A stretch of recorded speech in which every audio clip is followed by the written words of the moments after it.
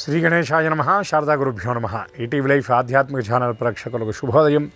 శ్రీరస్తు కార్యక్రమానికి శుభస్వాగతం. కార్యక్రమంలో భాగంగా శుభతిథి అంశంలో నేటి పంచాంగ వివరాలు చూద్దాం. ఆంగ్ల తేదీ 4వ తేదీ 12వ నెల 2024 సంవత్సరం బుధవారం. స్వస్తి శ్రీ చాంద్రమాన శ్రీ క్రోధినామ సంవత్సరం, దక్షిణాయనం, హేమంత ఋతువు, మార్గశిర మాసం, శుక్లపక్షం, తదియ తిథి మధ్యాహ్నం 12:21 వరకు, తదుపరి చవితి. పూర్వాషాఢ నక్షత్రం సాయంత్రం 5:41 వరకు, తదుపరి ఉత్తరాషాఢ నక్షత్రం.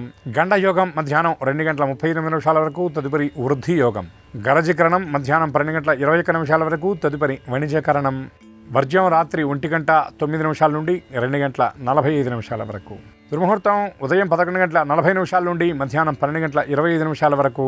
అమృత ఘడియలు మధ్యాహ్నం 12:15 నుండి 1:55 వరకు. నేటి రాహుకాలం మధ్యాహ్నం 12 గంటల నుండి 1:30 వరకు. యమగండం ఉదయం 7:30 నుండి 9 వరకు. ఇక ఈనాటి తిథివార నక్షత్రాలను అనుసరించి చేయదగినటువంటి దేవతోపాసన గురించి మనం చూచినట్లయితే, ఈనాడు ఉదయం పూట తదియ తిథి ఉన్నది కనుక తదియ తిథికి అధిష్టానం గౌరీదేవి. ఆ అమ్మవారికి సంబంధించినటువంటి ఏదైనా స్తోత్రపారాయణ చేసినట్లయితే విశేషమైన ఫలితాలను మనం పొందగలుగుతాం. శరణాగత దీనార్థ పరిత్రాణ పరాయణ సర్వస్యార్తి హరేదేవి నారాయణి నమోస్తుతే అని మార్కండేయ పురాణంలో చెప్పినటువంటి చక్కటి శ్లోకం.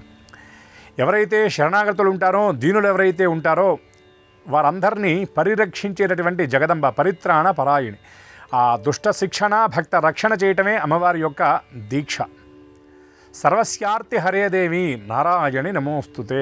అందరి యొక్క ఆర్తిని, అందరి యొక్క ఆ దాహాన్ని తీర్చేటటువంటి ఆ అమ్మ, ఆ జగదంబ, ఆ మహాదేవి, ఆ అమ్మవారి యొక్క నామాన్ని గనక స్మరించినట్లయితే, ఎందుకంటే పెద్దలు ఒక మాట అంటారు, అమ్మ దయ ఉంటే అన్నీ ఉన్నట్లే అని. ఇంద్రాది దేవతలందరూ కూడా ఒకానొక సందర్భంలో వారికి ఉన్నటువంటి దైవత్వానికి వారు అహంకారంతో గర్వపడుతూ ఉన్నారట. అటువంటి సమయంలో నారద మహాముని వచ్చి చెప్పారట, మీ అందరికంటే శక్తివంతమైనటువంటి ఆ శక్తి ఎవరంటే పరదేవత అని చెప్పారట. ఇంద్రాది దేవతలు అంగీకరించలేదట. అవునా అన్నట్ట. అవును, ఇదిగో నేను ఇక్కడ శ్రీమాత నామాన్ని నేను స్మరించి ఇక్కడ ఒక గడ్డి పరక పెడుతున్నాను, దీన్ని మీరు మీ శక్తితో కదిలించండి చాలు అన్నట్ట నారదుడు.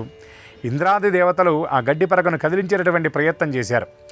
ఆఖరికి ఇంద్రుడు ఏం చేశాడంటే, తన బలమైనటువంటి వజ్రాయుధాన్ని మించినటువంటి ఆయుధం లేదు, అటువంటి వజ్రాయుధాన్ని వేశాట. అయినా గడ్డి పరక కదలలేదట. అగ్నిహోత్రుడు వచ్చాడు, దాన్ని దహించే ప్రయత్నం చేశాడు. యమధర్మరాజు పాశాన్ని విసిరాడు. వరుణుడు తడిపే ప్రయత్నం చేశాడు. వాయువు గాలితో కదిలించాలని ప్రయత్నం చేశాడు. ఎవరి వల్ల ఏమీ కాలేదు. ఏమిటంటే ఇదంతా అమ్మ యొక్క అనుగ్రహం.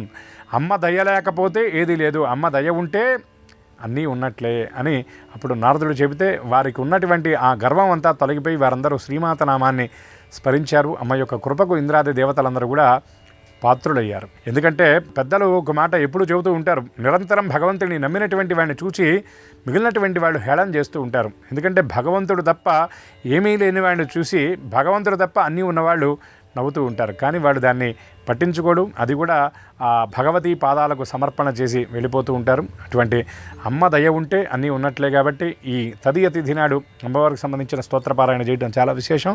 అట్లాగే సాయంకాలం వేళ చతుర్థి తిథి అంటే చవితి తిథి ఉన్నది కాబట్టి గణపతికి సంబంధించినటువంటి ఏదైనా స్తోత్రపారాయణ చేసినట్లయితే సమస్త కార్యసిద్ధి కలుగుతుంది. గణపతి యొక్క అనుగ్రహం ఉంటే సమస్త శుభాలు సిద్ధిస్తాయి, సమస్త ఈప్సితాలు కూడా నెరవేరుతాయి, సమస్త కార్యసిద్ధి కలుగుతుంది, సమస్త విద్యలు కూడా వస్తాయి అన్నారు. ఎందుకంటే కోరిన విద్యలకెల్లా నొజ్జయైన ఓయి గణాధిప నీకు మృక్యదని అని స్తోత్రం చేస్తారు. అన్ని విద్యలు కూడా ఆయన చేతిలోనే ఉంటాయి. అందుకే ఆయన ధ్యానం చేస్తూ బ్రహ్మణాం బ్రహ్మణస్పతే అన్నారు. బ్రహ్మణాం బ్రహ్మణస్పతే అంటే బ్రహ్మణములు అంటే వేదములట. ఆ వేదాలు కూడా స్తుతించినటువంటి మహానుభావుడు, ఆ వేదాలకు నిధి అయిన గణపతి. అటువంటి నిధిపతి, విఘ్నకారకుడు, విఘ్ననాశకుడు అయినటువంటి గణపతికి సంబంధించిన స్తోత్రపారాయణ చేయటం సమస్త మంగళప్రదం కనుక ఆ గణపతి యొక్క అనుగ్రహం, గణపతి యొక్క తల్లి అయినటువంటి జగదంబ జగన్మాత యొక్క దివ్య కృపకు అందరూ పాత్రులవుతారని అవ్వాలని ఆశిస్తూ శుభం.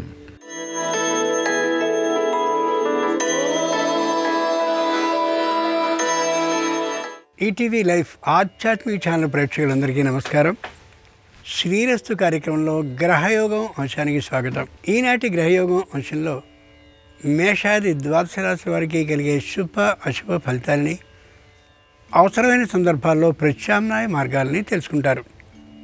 అంతేకాక ఏ రాశి వారికి ఏ దిక్ప్రయాణం లాభకరమో, ఏ రాశి వారికి ఏ దైవ దర్శనం వల్ల సకల శుభాలు నెరవేరుతాయో, ఏ రాశి వారు ఏ రంగు దుస్తుల్ని ధరించినట్లయితే అనుకూల ఫలితాలు ఆ రోజుకి మాత్రం సిద్ధిస్తాయో, ఏ రాశి వారికి ఏ సంఖ్య అదృష్ట సంఖ్యగా నేటికి పరిణమించబోతుందో ఆ విశేషాలని కూడా క్రమంగా తెలుసుకుంటారు.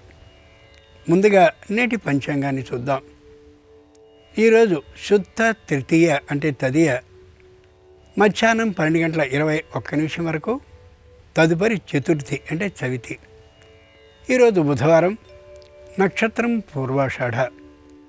ఇక నేటి గ్రహస్థితిని పరిశీలించి చూస్తే వృషభంలో గురుడు వక్రీకరించున్నాడు, కర్కాటకంలో కుజుడున్నాడు, కన్యలో కేతు ఉన్నాడు, వృశ్చికంలో రవి బుధులు ఉంటే బుధుడు వక్రీకరించున్నాడు, ధనుస్సులో చంద్రుడున్నాడు, మకరంలో శుక్రుడుంటే కుంభంలో శని ఉండగా మీనంలో రాహు ఉన్నాడు.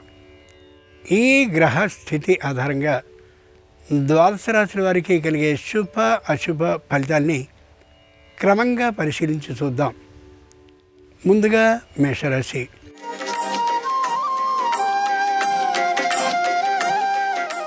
ఈరోజు మేషరాశి వారికి తాత్కాలికంగా పని అధికం అయినటువంటి కారణంగా శారీరకమైనటువంటి నొప్పులు బడలిక కలిగే అవకాశం ఉంది. ఒకరోజు విశ్రాంతిని కానీ తీసుకున్నట్లయితే అనుకూలంగా ఉండే అవకాశం గోచరిస్తోంది. కుటుంబంలో ఉండే అందరూ సభ్యులు కూడా ఏకవాక్యత మీద ఉండేటువంటి కారణంగా కుటుంబంలోని రహస్యాలు బయటికి వెళ్ళే అవకాశం ఏమాత్రం ఉండదు. ఏ విధమైనటువంటి మానసిక అప్రశాంతత లేకుండా అందరి ఆరోగ్యము సుఖ శాంతులతో ఉండే అవకాశం గోచరిస్తోంది. మార్గశీర్ష బుధవారం సందర్భంగా మేషరాశి వారు బాలగణపతిని పూజించి అప్పాలని నైవేద్యంగా సమర్పించినట్లయితే వ్యాపారంలో తప్పనిసరిగా లాభం లభిస్తుంది. నిరుతి ప్రయాణం అనుకూలం. కలిసొచ్చే రంగు ఎరుపు. అదృష్ట సంఖ్య 4.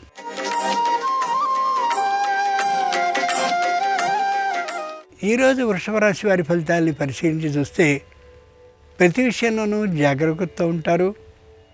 కుటుంబ సభ్యులందరూ కూడా ఆచి తూచి మాట్లాడుతూ ఉంటారు. తొందరతనం ఏ విషయంలోనూ చూపనటువంటి కారణంగా ఏ విధమైన వ్యతిరేకత వీరి విషయంలో ఎవరికీ ఉండే అవకాశం ఉండకపోవచ్చు.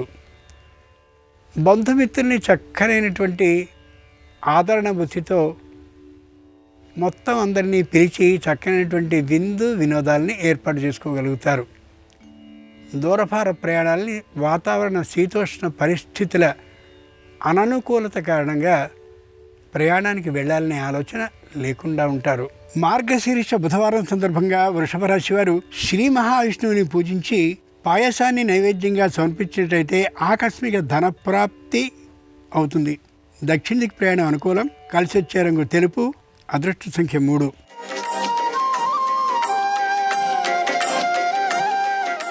ఈరోజు మిథున రాశి వారి ఫలితాలని పరిశీలించి చూస్తే తాత్కాలికంగా పరిస్థితులన్నీ కుదుటపడే అవకాశం ఈ రోజున ఉంది. పై అధికారులు తాము చేసినటువంటి పొరపాటును గ్రహించుకోగలుగుతారు. తమ క్రింద పని చేసేటటువంటి వినయ విధేయతలు కలిగిన ఈ రాశికి చెందినటువంటి వారిని తప్పుగా గుర్తించిన కారణంగా తాత్కాలికమైనటువంటి విచారాన్ని స్వయంగా ప్రకటిస్తారు. ఏ ఉద్యోగి పట్ల ఈ విధంగా ప్రవర్తించారో ఆ ఉద్యోగికి ఉన్నత స్థితిని కలిగించే అవకాశం కూడా ఉండొచ్చు. తల్లిదండ్రుల పట్ల సంపూర్ణమైనటువంటి భక్తి శ్రద్ధలని ప్రదర్శించవలసి ఉన్నప్పటికీ కూడా ముభావంగా ఉండే తీరు గోచరిస్తుంది. దురదృష్టకరమైన మాట. సంతానానికి సంబంధించిన విద్య విశేషమైనటువంటి ప్రతిభతో సాగుతూ ఉంటుంది. తప్పనిసరిగా విదేశాలకు వెళ్ళవలసిన అవసరం ఏర్పడవచ్చు. అనుకూల భావంగానే మార్గశీర్ష బుధవారం సందర్భంగా మిథున రాశి వారు తరుణ గణపతిని పూజించి బెల్లాన్ని నైవేద్యంగా సమర్పించినట్లయితే సమస్య నివారణ అవుతుంది. తూర్పు దిక్కు ప్రయాణం అనుకూలం. కలిసి వచ్చే రంగు నలుపు. అదృష్ట సంఖ్య 2.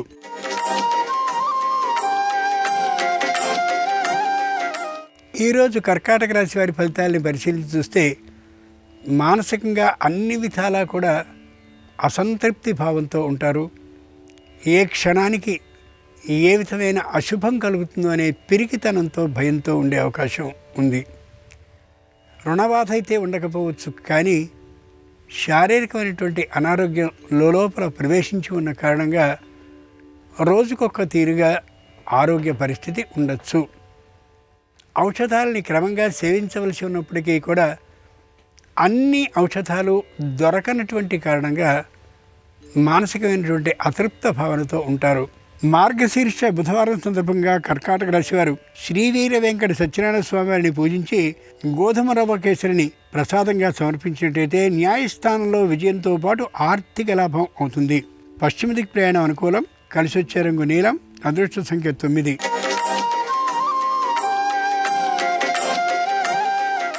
ఈరోజు సింహరాశి వారి ఫలితాలని పరిశీలించి చూస్తే సమాజంలో కీర్తి ప్రతిష్టల శక్తి తగ్గే అవకాశం ఉంది. విశేషమైనటువంటి ఆర్థిక దురాశ కారణంగా ఎక్కువ పెట్టుబడుల్ని పెట్టలేక కొంత పెట్టుబడి పెట్టి రాసుకున్నటువంటి ఒప్పంద పత్రాలు ఇబ్బందిని కలిగించే పరిస్థితి ఏర్పడవచ్చు. ఆరోగ్యం అంతంత మాత్రంగా ఉండేటువంటి కారణంగా వైద్యశాలలో పరీక్షలు చేయించుకోవాల్సిన స్థితి ఏర్పడవచ్చు. ఎక్కడైనా చర్మ వ్యాధి కానీ వచ్చినట్లయితే కంటికి సంబంధించిన, అలాగే ఉదరానికి సంబంధించిన అజీర్ణ సమస్య వచ్చిన వెంటనే వైద్య పరీక్షను చేయించుకోవడంలో అశ్రద్ధ ఏమాత్రము పనికిరానే రాదు. మార్గశీర్ష బుధవారం సందర్భంగా సింహరాశి వారు శక్తి గణపతిని పూజించి దుంపకూరని నైవేద్యంగా సమర్పించినట్లయితే విదేశీయాన సౌకర్యంతో పాటు ఆర్థిక లాభం సిద్ధిస్తుంది. వాయవ్య దిక్ ప్రయాణం అనుకూలం. కలిసొచ్చే రంగు నీలం. అదృష్ట సంఖ్య 6.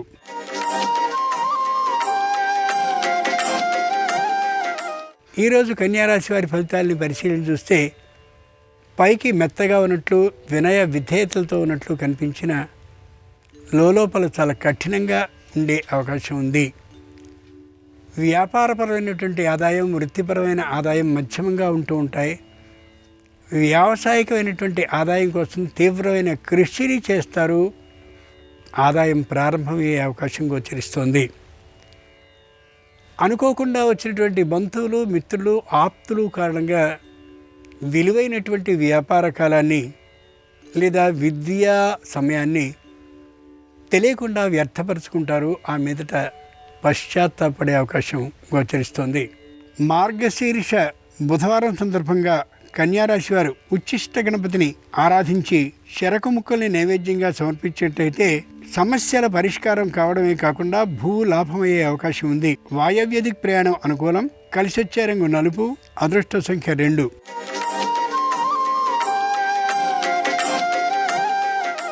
ఈరోజు తులారాశి వారి ఫలితాలని పరిశీలించి చూస్తే మానసికంగా ధైర్యంగా ఉన్నప్పటికీ కూడా శారీరకంగా అనారోగ్యంతో ఉంటారు.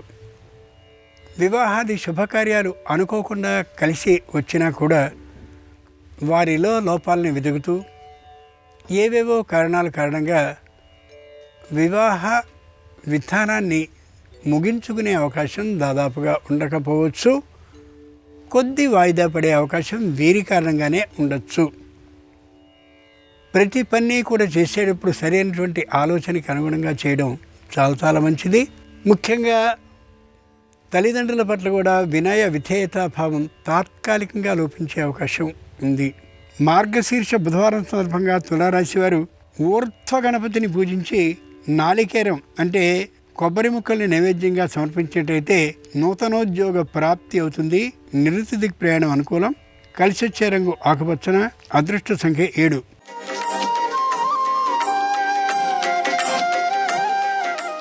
ఈరోజు వృశ్చిక రాశి వారి ఫలితాలని పరిశీలించి చూస్తే సంపూర్ణంగా తమకి తామే ఏ విషయంలో అయినా నిర్ణయం తీసుకునే అవకాశం గోచరిస్తోంది. ముఖ్యంగా వివాహ విషయంలో కూడా ఇటు అటు ఎవరిని సంప్రదించని తీరు గోచరిస్తోంది. న్యాయస్థానంలో ఏవైనా సమస్యలు అపరిష్కృతంగా ఉంటే శత్రుపక్షం వారు తిరిగి దాన్ని తెర మీదికి ఎక్కించేటువంటి ఆలోచనలో ఉంటారనే ధ్యాసని సంపూర్ణంగా కలిగి ఉండి తీరాల్సిందే. ఏ విషయాన్ని కూడా బహిరంగపరచడం, నలుగురిలో మాట్లాడడం అంత మంచిది కాదు. ప్రస్తుతానికి అది రెక్కలు కట్టుకుని మొత్తం అంతా కూడా ప్రయాణించి శత్రుపక్షం వారికి చేర్చే విధానం ఉండొచ్చు. ఇంటిని కొనాలని, భూమిని సొంతం చేసుకోవాలని, ఇంకా ఇతరమైనటువంటి స్థిరమైన ఆస్తుల్ని పొందాలని ఆలోచిస్తారు. కానీ అది ప్రస్తుతం ఈ రోజుకి సాధ్యపడే అంశం కాకపోవచ్చు. మార్గశీర్ష బుధవారం సందర్భంగా వృశ్చిక రాశి వారు హయగ్రీవుణ్ణి కనకాంబరాలతో పూజించినట్లయితే ఉద్యోగ ప్రాప్తి తప్పక అవుతుంది. దక్షిణ దిక్ ప్రయాణం అనుకూలం. కలిసి వచ్చే రంగు పసుపచ్చన. అదృష్ట సంఖ్య 9.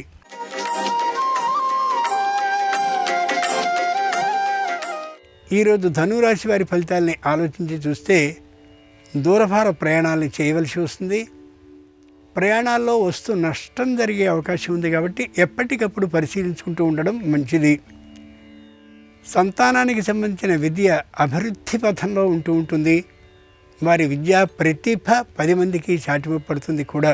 బంధుమిత్రుల ఆప్తజల్లా రాకల కారణంగా ఆర్థికమైనటువంటి శ్రమకి పెద్ద విశేషం లేకపోయినప్పటికీ కూడా ఆ విషయంగా ఆలోచించకపోయినా శారీరకమైన శ్రమ మాత్రం తప్పనిసరి కావచ్చు. న్యాయస్థానంలో ఏ విధమైన వ్యతిరేకమైన తీర్పు లభించదు. కానీ తాత్కాలికంగా ఆ విషయంగా ఆలోచించుతూ ఉండడం అవసరం. శారీరక అనారోగ్యం ఉన్నటువంటి కారణంగా వైద్య పరీక్షలు చేయించుకోవడం తప్పనిసరి. మార్గశీర్ష బుధవారం సందర్భంగా ధనురాశి వారు నృత్య గణపతిని పూజించి అరటి పండ్లని నైవేద్యంగా సమర్పించినట్లయితే ఆకస్మిక ధన లాభం అవుతుంది. దక్షిణ దిక్ ప్రయాణం అనుకూలం. కలిసి వచ్చే రంగు తెలుపు. అదృష్ట సంఖ్య 3.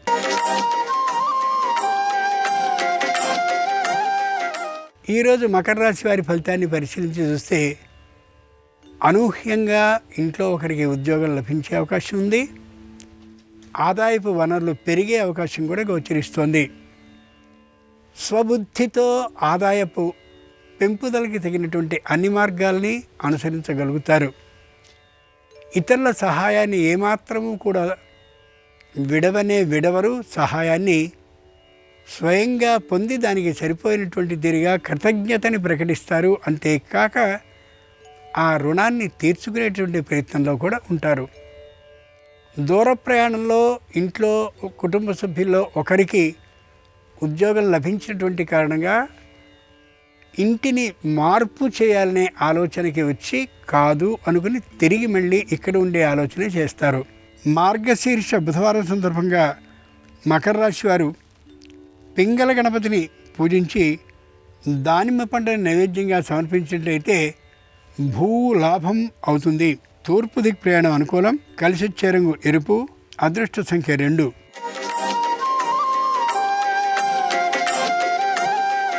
ఈరోజు కుంభరాశి వారి ఫలితాలని పరిశీలించి చూస్తే ఎవ్వరితోనూ ఏ విధంగానూ తోలనాడే విధానం గోచరించదు.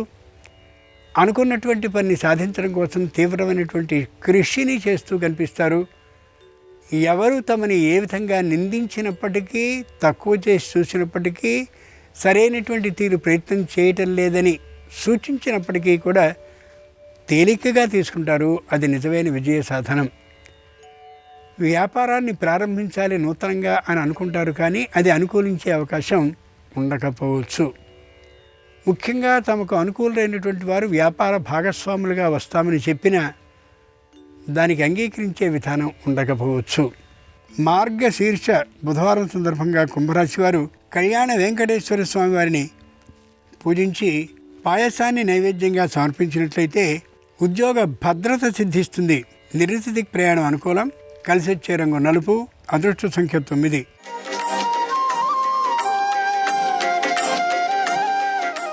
ఈరోజు మీనరాశి వారి ఫలితాలని పరిశీలించి చూస్తే శారీరకమైనటువంటి సత్తువ తగ్గే అవకాశం ఉంది. నిద్ర సంపూర్ణంగా పట్టే అవకాశం ఉండకపోవచ్చు. తల్లిదండ్రుల్లో ఒకరికి తాత్కాలికమైనటువంటి ఆరోగ్య భంగం కలిగే అవకాశం ఉంది. ప్రాణ ప్రమాదం ఏమాత్రమూ లేనేలేదు. దూర ప్రయాణాలని విశేషించి చేయవలసి రావచ్చు. పై అధికారులు అనుకూలించినప్పటికీ కూడా తోటి అధికారుల్లో కొందరు వ్యతిరేక భావాన్ని ప్రదర్శించేటటువంటి కారణంగా అనుకున్న ఫలితాలు వెంటనే లభించకపోవచ్చు. వృత్తి వ్యాపారపరమైనటువంటి ఆదాయాలు అనుకూలంగా ఉంటూ ఉంటాయి. అయినా న్యాయస్థానానికి వెళ్ళవలసిన రావాల్సిన ఆ ప్రయాణాల కారణంగాను, న్యాయస్థానానికి చెల్లించవలసినటువంటి ఆ రుసుముల కారణంగాను వచ్చినటువంటి ఆదాయం వచ్చినట్లుగానే వ్యయమయ్యేటటువంటి అవకాశం గోచరిస్తోంది. అయితే అంతిమ విజయం మాత్రం వీరిదే అని నిశ్చయం. మార్గశీర్ష బుధవారం సందర్భంగా మీనరాశి వారు వరసిద్ధి వినాయకుడిని పూజించి వెలగ పండ్లను నైవేద్యంగా సమర్పించినట్లయితే నింద తొలగడమే కాకుండా వ్యాపార అభివృద్ధి సాగుతుంది. ఈశాన్య దిక్ ప్రయాణం అనుకూలం. కలిసొచ్చే రంగు తెలుపు. అదృష్ట సంఖ్య 3. ఇది నాడు ద్వాదశ రాశుల వారికి కలిగే శుభ అశుభ ఫలితాలు. ఈరోజు మార్గశీర్ష బుధవారం అయినటువంటి సందర్భంగా ఆ గణపతి అనుగ్రహం సర్వరాశుల వారికి సంపూర్ణంగా కలగాలని హృదయపూర్వకంగా ప్రార్థిస్తూ స్వస్తి.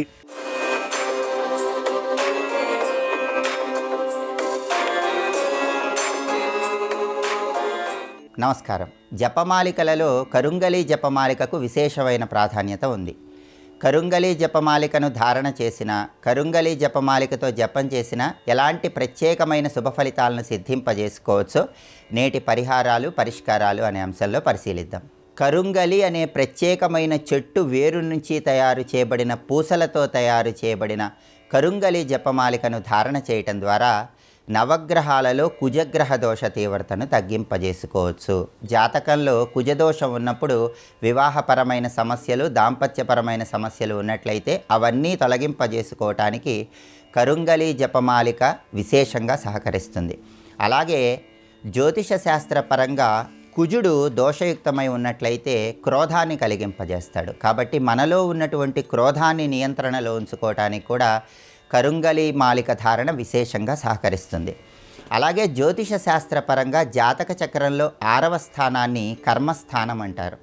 ఈ కర్మస్థానంలో పాపగ్రహాలు ఉన్నప్పుడు అనేక రకాలైన ఇబ్బందులు ఎదురవుతూ ఉంటాయి. ఈ కర్మస్థానంలో పాపగ్రహాలు ఉండటం వల్ల వచ్చే ఇబ్బందుల నుంచి బయటపడటానికి కూడా కరుంగలి మాలిక విశేషంగా సహకరిస్తుంది. అలాగే జ్యోతిష శాస్త్రపరంగా శుక్రుడు వాక్కుకి కారణమవుతాడు, బుధుడు వాక్శుద్ధికి కారణమవుతాడు. శుక్రబుధుల బలాన్ని పెంపొందింపజేసుకోవటానికి కూడా కరుంగలి మాలిక ధారణ విశేషంగా సహకరిస్తుంది. అలాగే కరుంగలి మాలికను ధారణ చేసిన, కరుంగలి మాలికతో సుబ్రహ్మణ్య మంత్రాన్ని జపించిన దానివల్ల వివాహపరమైనటువంటి సమస్యలు తొలగింపజేసుకోవడంతో పాటుగా దైనందిన జీవితంలో ఎదురయ్యే అనేక రకాలైన సమస్యల నుంచి సులభంగా బయటపడవచ్చు. అలాగే ఎలక్ట్రానిక్ వస్తువుల వల్ల వచ్చేటటువంటి చెడు ఫలితాలను తొలగింపజేసే శక్తి కూడా ఈ కరుంగలి మాలికకు ఉంటుంది. అయితే కరుంగలి మాలికను ధారణ చేయాలంటే తిథుల పరంగా పంచమి, ఏకాదశి, త్రయోదశి, పౌర్ణమి తిథుల్లో ధారణ చేస్తే ఉత్తమ ఫలితాలు కలుగుతాయి. అలాగే వారాల పరంగా బుధ, గురు, శుక్ర, శనివారాల్లో కరుంగలి మాలిక ధారణ చేయటం ద్వారా చక్కటి సత్ఫలితాలు కలుగుతాయి.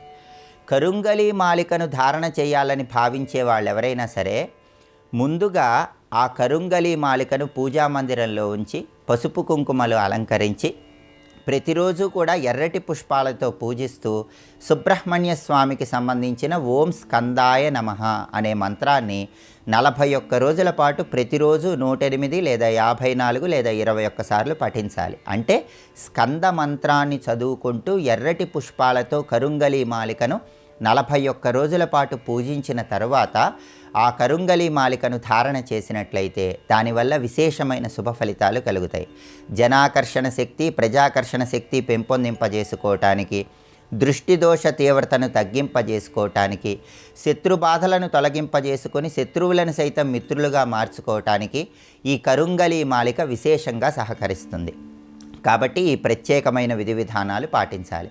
అలాగే కరుంగలి మాలిక ధారణ చేసిన వాళ్ళు ప్రతిరోజు కూడా రాత్రి నిద్రించే ముందు ఆ కరుంగలి మాలికను పూజా మందిరంలో నిర్ణీతమైన ప్రదేశంలో ఉంచి నిద్రించి మర్నాడు స్నానం చేసిన తర్వాత మళ్ళీ పూజా మందిరంలో దీపారాధన చేసి ఆ కరుంగలి మాలికను ధారణ చేయటం ద్వారా విశేషమైన శుభ ఫలితాలు కలుగుతాయి.